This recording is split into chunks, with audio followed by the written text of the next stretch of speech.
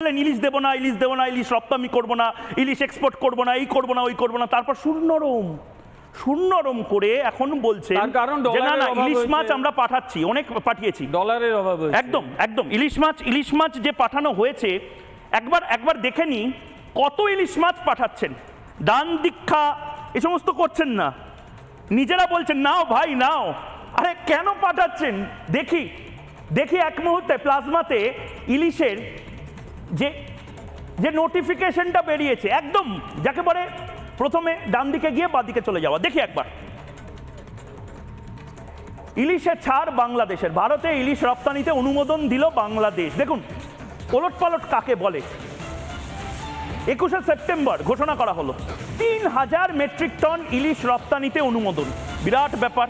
কেন দিলেন ভাই, কেন দিলেন? 3000 মেট্রিক টন ইলিশ দিচ্ছেন কেন? অনুমোদন দিল বাংলাদেশ বাণিজ্য মন্ত্রণালয়। কেন দিল? ভারতীয়রা নাকি এত বড় শত্রু? ভারতীয়রা কোনোদিন শত্রু হয়নি বাংলাদেশের, এটা বুঝতে হবে। এই জামাতিরা মাথা খাচ্ছে আপনাদের। এরপরে এই গোটা নোটিফিকেশনটা দেখাবো। এই নোটিফিকেশনে নির্দিষ্টভাবে 3000 মেট্রিক টন ইলিশ রপ্তানির যে অনুমোদন কেন দিলেন? ভারতীয়রা নাকি এত শত্রু দিলেন, তার কারণ আপনারা নিজেরা জানেন যে এই ইলিশ না পাঠালে আপনাদের ইকোনমিতে ধস আসতে পারে। ইলিশ মাছ বেচে আপনারা ভারতীয়দের ইলিশ মাছ খাইয়ে পদ্মার আপনারা যে পরিমাণ টাকা নিয়েছেন, আর ভারতীয়রাও বুঝে গেছে এটা। বাংলাদেশ সরকারের উপদেষ্টা তিনি আবার নতুন যুক্তি সাজাচ্ছেন বাংলাদেশের মানুষকে বোকা বানাতে। এই বাংলাদেশের মানুষ তারা এবার ধরে ফেলছে উপদেষ্টাদের মিথ্যাচারগুলো, ধরে ফেলছে। আরেকবার শুনি এই বোকা বানানোর খেলা নতুন উপদেষ্টা যিনি হয়েছেন তার, শুনি একবার। ইলিশ কিন্তু ভারতে উপহার হিসেবে যাচ্ছে না, এটা রপ্তানি করা হবে এবং রপ্তানির টাকাটা বাংলাদেশ সরকার পাবে। সেটা খুব ছোট করে দেখার মতন টাকা না। আর দ্বিতীয় বিষয় হচ্ছে যে বাংলাদেশ থেকে ইলিশ চলে গেলে, এখনো তো যায়নি, গেছে, খালি একটা সিদ্ধান্ত হয়েছে, তার আগেই তো দাম বেড়ে গেছে। কাজে রপ্তানি হলে দাম বাড়বে এই কথাটা ঠিক না। আবারও বলছি এই মিথ্যাচারগুলো বন্ধ করুন। মোহাম্মদ ইউনূস আপনার উপদেষ্টাদের বলুন একটু ভালো করে পড়াশোনা করে এই পুরো বিষয়টা ভারতীয়দের সাথে মিটিয়ে নিতে। আর আমেরিকার গোলামিটা দয়া করে এই জামাতিদের জন্য করবেন না। আমরা সবাই চাই একটা শান্তিপূর্ণ উপমহাদেশ। আমার প্রশ্নগুলো আছে, এই উত্তরগুলো দিতে হবে আপনাদেরকে। এই প্রশ্নগুলো একবার দেখে নি। ময়ূকের প্রশ্ন পরপর। ইলিশ দিয়ে শান্ত করতে চান ভারতকে। ভারত আপনার শত্রু নয়, আপনার বন্ধু, কিন্তু ভারতও আঘাত পেয়েছে, ভারতও রেগে গেছে। ইলিশ দিয়ে এখন শান্ত করতে চাইছেন। আসল জিনিসগুলো করুন। হিন্দুদের মারা বন্ধ করুন, হিন্দুদের বাড়িঘরদর ভাঙচুর বন্ধ করুন, বৌদ্ধদের বাড়িঘরদর ভাঙচুর করা বন্ধ করুন, চাকমাদের বাড়িঘরদর বন্ধ করুন ভাঙচুর করা। এটা হবে না। নিয়ে নিন আপনার ইলিশ, আমরা নিজেদের ইলিশ খাবো। ডায়মন্ড হারবারের ইলিশ, দীঘার ইলিশ, রূপনারায়ণ নদীর ইলিশ, দরকার হলে চিংড়ি মাছ খাবো, স্যামন মাছ খাবো, হাজারখানা মাছ আছে খাবো। আপনাদের পদ্মার ইলিশ চাই না। দ্বিতীয় প্রশ্ন, ইলিশের গায়ে এত হিন্দুর রক্ত কেন? মোহাম্মদ ইউনূস জবাব দাও।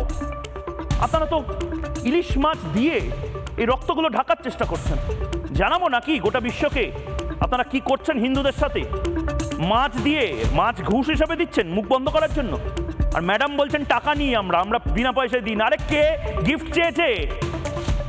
আপনারা বাংলাদেশ থেকে ইলিশ মাছ উপহার হিসেবেও ভারতে আনতে দেন না। কে গিফট চেয়েছে আপনাদের থেকে? আপনাদের ইলিশ রাখুন, আপনারা ইলিশ খান আর বাংলাদেশটাকে সিরিয়া বানান। এর পরের প্রশ্ন, রাতের ঘুম উড়ে যাচ্ছে এই উপদেষ্টাদের, রাতে ঘুম হচ্ছে উপদেষ্টাদের। এত রক্ত, এত অনাচার, এত দুর্বল একটি সরকার। এই সরকার জামাতিদেরকে নিয়ন্ত্রণ করতে পারে না, মৌলবাদীদের নিয়ন্ত্রণ করতে পারে না। রাতের ঘুম হচ্ছে, এবং যদি না হয় আরেকটা রাতের ঘুম উড়ে যাওয়ার কারণ আপনাদেরকে দিচ্ছে যে ইলিশ ইলিশ ইলিশ ইলিশ আটকে দেবো, ভারতের সাথে সম্পর্ক বিচ্ছিন্ন করে দেবো, ভারতীয়দের সব দেখে নেব, ভাঙচুর করব, হিন্দুদেরকে সব পাঠিয়ে দেবো, চাকমাদেরকে সব পাঠিয়ে দেবো, বৌদ্ধদেরকে সব পাঠিয়ে দেবো। শুনুন, এই ইলিশ মাছ নিয়ে এই হুমকি দেওয়া বন্ধ করুন। আমরা পদ্মার ইলিশের জন্য গালে হাত দিয়ে বসে থাকি না। অন্য মাছ খাবো, দরকার হলে আলু সেদ্ধ ভাত খাবো, ভর্তা খাবো, ডিম খাবো, কিন্তু পদ্মা নদীর ইলিশ যাতে হিন্দুদের রক্ত লেগে আছে, বৌদ্ধদের রক্ত লেগে আছে, খাবো না দরকার হলে।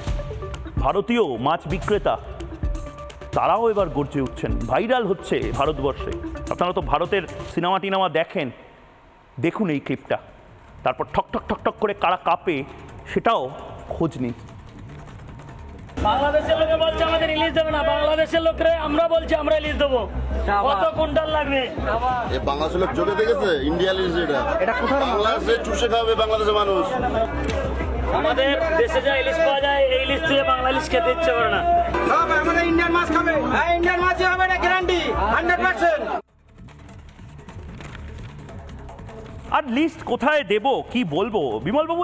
এই হুমকি দেওয়া, এই ধমকি দেওয়া, এটা কতদিন চলবে? একটা বাচ্চাদের সরকার চলছে না, মোহাম্মদ ইউনুস যেন একটা নার্সারির বাচ্চা, তিনি বোঝেন নাই সব।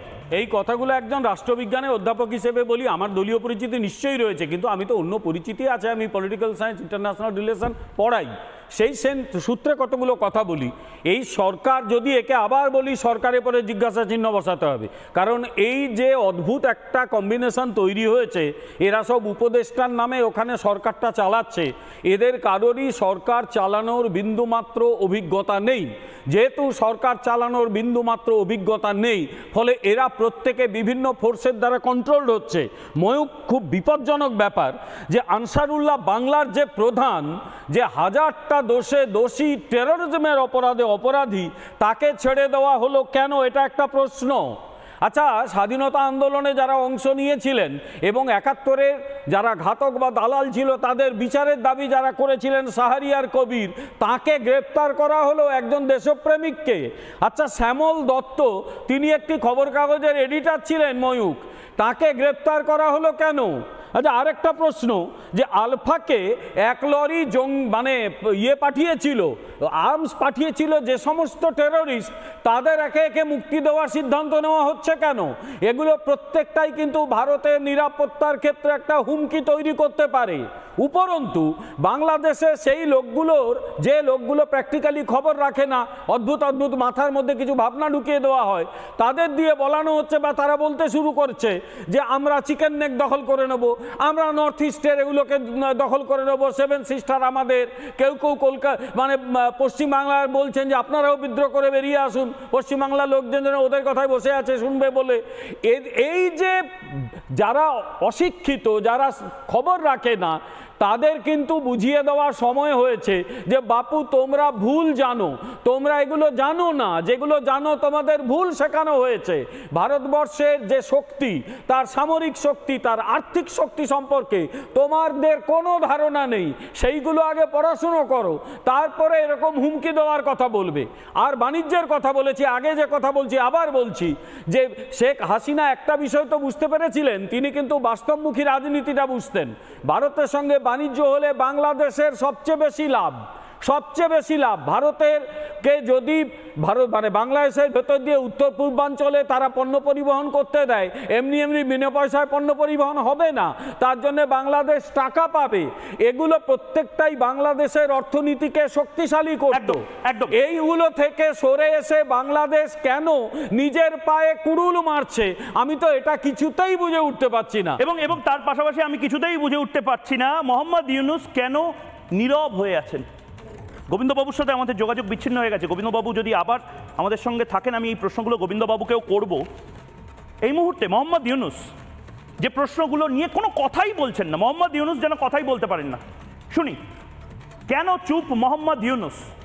তোফাজ্জুলকে পিটিয়ে খুন নিয়ে কেন চুপ? ঢাকা বিশ্ববিদ্যালয়ে পিটিয়ে মেরে দেওয়া হলো একজনকে, মোহাম্মদ ইউনুস কিছু জানেন না? ফ্রান্সে ছিলেন নাকি? এরপরে সংখ্যালঘুদের ওপর এত অত্যাচার কেন চুপ? মোহাম্মদ ইউনুস আদৌ কিছু জানেন না জেনেও চুপ করে আছেন? বাংলাদেশের মানুষ জবাব চায়। এর পাশাপাশি বন্যা নিয়ে কেন চুপ?